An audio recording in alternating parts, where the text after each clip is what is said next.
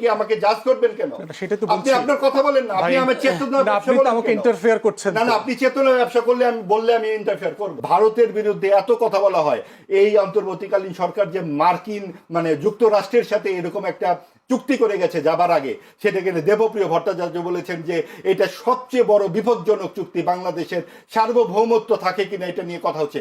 রাষ্ট্র বিনির্মাণ নিয়ে আমার কনসার্ন, যে রাষ্ট্র বিনির্মাণ করতে আমাদের রাজনৈতিক ব্যক্তি এবং দল রিপিটেডলি ফেল করেছে সেই জায়গাতে আর কি।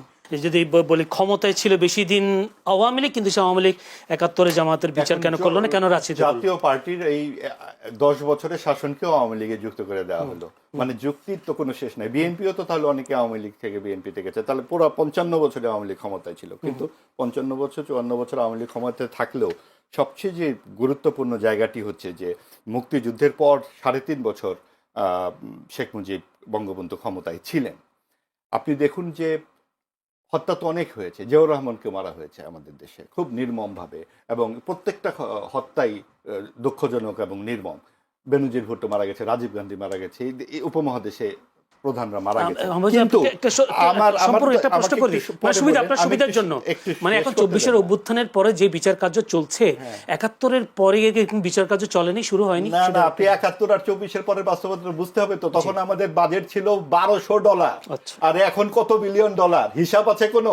তখন হয়েছে একটা মুক্তিযুদ্ধ, আর এখন হয়েছে একটা সরকার বিরোধী আন্দোলন। একটা বললেই হলো, মূল জায়গাটা ওইখানে, মুক্তিযুদ্ধকে নস্যাৎ করতে হবে।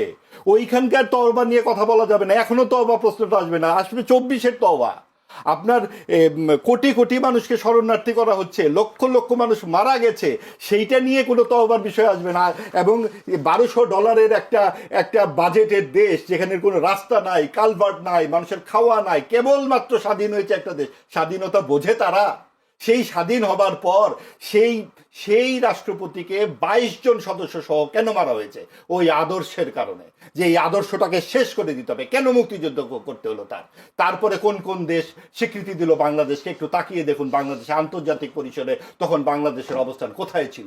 আপনারা এই যে ভদ্রলোকে বলেন যে লক্ষ লক্ষ জাসদকর্মী মেরেছে শেখ মুজিব, আপনি একটু গণমাধ্যমে রিপোর্ট দেখাতে বলেন তো, কয়টা? ওই যে সিরাজ শিকদার আর 2-3টা উদাহরণ ছাড়া কি আছে সামনে? এই ধরনের রাজনৈতিক হত্যাকাণ্ড কোন সরকারের আমলে হয়নি? কাজেই তাকে ছোট করবার জন্য, বঙ্গবন্ধুকে ছোট করবার জন্য এই সমস্ত কথা তুলে এই সম্পূর্ণ একটা বড় ধরনের হত্যাকে কেন হত্যাকাণ্ডটি ঘটেছে এই দিকে তাকালেই বোঝা যায় যে মুক্তিযুদ্ধের আদর্শটা কি, এবং তারপরে কি কারণে বঙ্গবন্ধু সেটা পারেননি সেটাও বোঝা যায়। এবং পারেননি বলে অন্য কেউ সেটা পারবে না, সেটা করবে না। আপনি তওবা তো আমরা করব, মানে আমি করব, আমি যদি কোনো অপরাধ করে থাকি। তো জামাতে ইসলামী এত সহি কাজ করে, কেন তারা নিজেরা তওবা করলো না? কেন তারা নিজেরা এই জায়গা থেকে আসলো না? কেন তখন তারা নানান রকম বয়ান দিতে শুরু করে সাম্প্রদায়িক দলগুলো?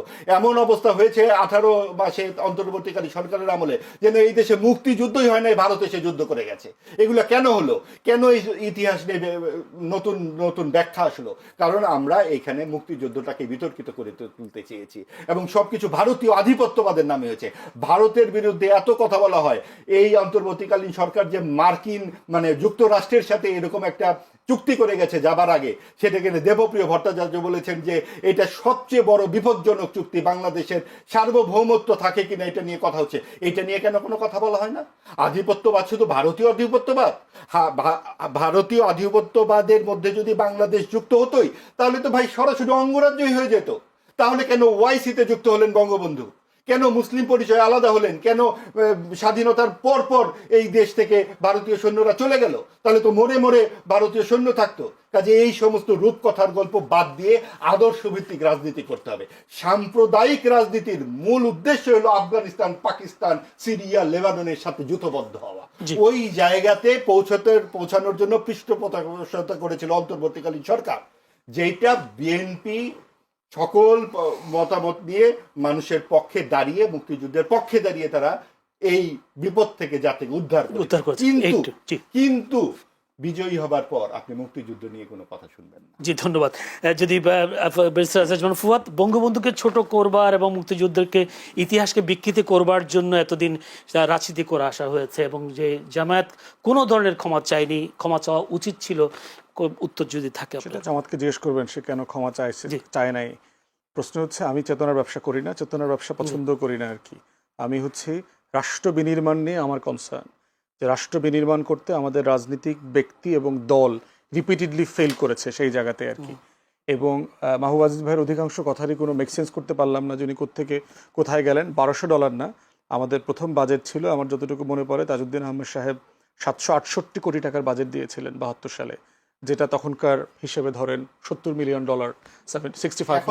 70 মিলিয়ন ডলার। এখনকার বাজেট 8 লক্ষ কোটি টাকা। তাহলে হ্যাঁ, তাহলে বুঝতে পারেন বাংলাদেশ কোথায় ছিল। বিচারের সাথে কি বাজেটের সম্পর্ক? আপনাকে তো দাঁড়াতে হবে, আপনার 3 বেলা ভাত নাই, একটা মুক্তিযুদ্ধ হয়েছে সাথে সাথে বিচার করতে বসে যাবে। সারা আপনাকে পৃথিবীতে তো দাঁড়াতে হবে, একটা দেশ শেষ করে ফেলে মোহাম্মদ, শেষ করে ফেলে, আপনি বলে ফেলছেন। আপনি তো বারবার চেতনা চেতনা শব্দটি করছেন। আপনি বলবেন, শেষ করে ফেলো। আপনার কথার মধ্যে সময় নাই, আপনার কথার মধ্যে আমি ডিস্টার্ব করব না। এটা ডিস্টার্ব না তো, আপনি বারবার চেতনা ব্যবসা কথা বলছেন। ঠিক আছে, মুক্তিযুদ্ধ কি করে চেতনা ব্যবসা হয়? ঠিক আছে, আপনি তাহলে কি আমরা রক্তপাতের কথা বলবো? আপনি বলেন না, আমরা জবাইয়ের কথা বলবো? সবকিছু বলেন, তাহলে কি আমরা যা মনে চায়, না যা মনে চায়, যা মনে চায় বলেন না ভাই। এই কথা তো শুনে আমরা ক্লান্ত। মুক্তিযুদ্ধ সম্পর্কে যা মনে চায় তাই তারা বলে, এটাই সমস্যা। সমস্যা হচ্ছে মুক্তিযুদ্ধ নিয়ে এই আলাপ করে চেতনাবাজি যতটুকু হয়েছে, তার থেকে যদি মুক্তিযুদ্ধকে অঙ্গীকার আকারে বাস্তবায়ন করা হইতো। মুক্তিযুদ্ধের অঙ্গীকারের সাথে প্রথম বেইমানি করেছে কারা? আওয়ামী লীগ করেছে। এই জন্য আমরা বেইমানি অব্যাহত রাখবো, এই জন্য শেখ মুজিব করেছে, বেইমানি অব্যাহত রাখবো। আমরা মুক্তিযুদ্ধের নতুন ইতিহাস করবো, কারণ আওয়ামী লীগের এটা পৈতৃক সম্পত্তি নয়। আমরা কেন মুক্তিযুদ্ধের কথা বলবো? শেষ করি। আপনি কথা বলতে দিচ্ছেন না, এটা তো হয় না। আপনি চেতনা ব্যবসার কথা বলছেন, এটা কি আপত্তিজনক কথা? আমি একবারও বলছি আপনি ধর্ম ব্যবসা করছেন না, ঠিক আছে। আপনি ধর্ম ব্যবসা কেন করছেন? বারবার আপনি ধর্ম ব্যবসা করছেন, ধর্ম আপনি বলছেন তো, এটা এখন বললাম না, এর আগে বলেছেন। না কখনোই বলেন, কখনো ধর্ম ব্যবসার কথা বলেই না। রক কাটার কথা এখন বলছেন আপনি। না, রক কাটার কথা আপনি প্রতিবার আনেন কেন? এই যে চেতনা ব্যবসা, মানে আপনি আমার আলোচনার সাথে রক কাটার আলোচনা, আমার আলোচনার সাথে চেতনা ব্যবসার কোথায় সম্পর্ক? না, কারণ হচ্ছে এই আপনার বক্তব্যটা আমি গত আওয়ামী লীগের আমল 17 বছর ধরে শুনে আসছি। কেন আপনি আওয়ামী লীগের, কারণ মুক্তিযুদ্ধ খালি 17 বছর ধরে শুনছেন, 71 সালের পরে মুক্তিযুদ্ধ শুনেন না? মুক্তিযুদ্ধ প্র্যাকটিস করছি, বেশি শুনি না। তাহলে কেন প্র্যাকটিস মানে কি? প্র্যাকটিস মানে হচ্ছে যে বঙ্গবন্ধু ভারতের চর, এটা বলা মুক্তিযুদ্ধের ইতিহাস, সেটা বলার যথেষ্ট এভিডেন্স আছে। শেখ মুজিব মুক্তিযুদ্ধ না, শেখ মুজিব মুক্তিযুদ্ধ নেতা, প্রধান নেতা, এবং শেখ মুজিব মানে আওয়ামী লীগ নয়। এবং মুক্তিযুদ্ধ আওয়ামী লীগের ব্যক্তিগত সম্পত্তি নয়। মুক্তিযুদ্ধ বাংলাদেশের মানুষের সম্পত্তি। অস্বীকার করছেন, একটা বারও বলছেন না মুক্তিযুদ্ধের বাংলাদেশে মুক্তিযুদ্ধের আদর্শকে বাস্তবায়ন করতে হবে। আমি আপনার মতো অপ্রাসঙ্গিক কথা বলি না। ধর্ম এটা অপ্রাসঙ্গিক কথা, কারণ মুক্তিযুদ্ধই আপনাদের কাছে ভাই ভাত খাইছেন কিনা আপনি 71 দিয়ে শুরু করেন।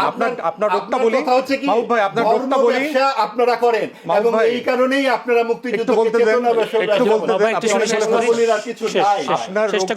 রোগের সমস্যা। আমার রোগ আমার কাছে থাকতে বলেন, আপনি আমার যুক্তি বলবেন।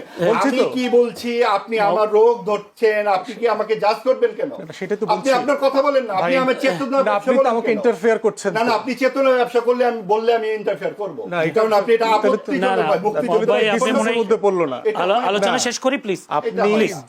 আপনি চেতনা ব্যবসা একবার, দুইবার, 5 বার বলেছেন, এবং মুক্তিযুদ্ধের কথা বললে আপনি চেতনা ব্যবসা বলেন। মানে কি? মুক্তিযুদ্ধের কথা বাদ দিয়ে আমি ধর্মের রাজনীতির কথা বলবো? শেষ করি। মানে একজন মানুষ দুপুরে খাইছে কিনা সেটা মুক্তিযুদ্ধ দিয়ে শুরু করতে হবে কেন? আপনি ধর্ম, মানে 24-এর আলোচনা, ইন্টারিমের সফলতা, আমেরিকার চুক্তি, প্রত্যেকটা ইস্যু, বাংলাদেশের জন্মকে অস্বীকার করে আমরা কিভাবে আগাবো? কে অস্বীকার করছে? আপনি তো কোথায় অস্বীকার করলেন? মুক্তিযুদ্ধ অবশ্যই। এই যে চেতনা ব্যবসা, মিথ্যা কথা আপনি আরোপ করছেন। এই যে চেতনা ব্যবসা মানে কি? মুক্তিযুদ্ধকে অস্বীকার করা না, এক জিনিস না। যারা মুক্তিযুদ্ধকে ধারণ করে তারা মুক্তিযুদ্ধ নিয়ে এত আওড়ায় না। মানে মুক্তিযুদ্ধকে ধারণ করতে হবে। ধারণ করা কি? ধারণ করা হলে কাজ করবে। বিনির্মাণ করবে। আপনি সাম্যের বাংলাদেশ বিরোধিতা করা 1 নম্বর আদর্শ। পাকিস্তান মানে কি? পাকিস্তান একটা ধর্মভিত্তিক রাষ্ট্র, তারকে বিরোধিতা করতে হবে। আওয়ামী লীগ, আপনার চরিত্রের ভিতর একটা পুরো আওয়ামী লীগ ফুটে উঠতেছে ভাই। আপনি কথা বলতে দিচ্ছেন না, একটা ধর্মভিত্তিক রাজনীতি ফুটে উঠেছে। আপনি কথা বলতে দিচ্ছেন না, কথাটা শেষ করুন। আপনি কথা বলতে দিচ্ছেন না। আমি আপনাকে আক্রমণ করি নাই, আমি আমার কথা বলছি। চেতনা ব্যবসায় বলেছেন না, আপনি বলেছেন চেতনা ব্যবসার কথা বলি নাই।